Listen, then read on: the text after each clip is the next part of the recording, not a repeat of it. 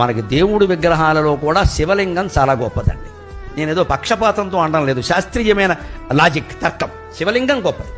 ఇతర దేవతా విగ్రహాలన్నిటికంటే శివలింగం గొప్పది. ఎందుకంటే శివలింగానికి కళ్ళు, ముక్కు, చెవులు, కాళ్ళు లేవండి. గమనించండి. కృష్ణుడికి ఉన్నాయి, రాముడికి ఉన్నాయి, వెంకటేశ్వర స్వామికి ఉన్నాయి, అమ్మవారికి కూడా ఉన్నాయి. శ్రీమాత, శ్రీ మహారాజ్ఞ. అబ్బో, ఆవిడ మామూలుగా కూర్చోదు, కాలేసుకుని కూర్చోవలసింది. అవన్నీ ఉన్నాయి. శివలింగాన్ని మీరు గమనించండి, అంతే ఇలాగే బోడిగా అలా ఉండిపోతుంది. ఎందుకని?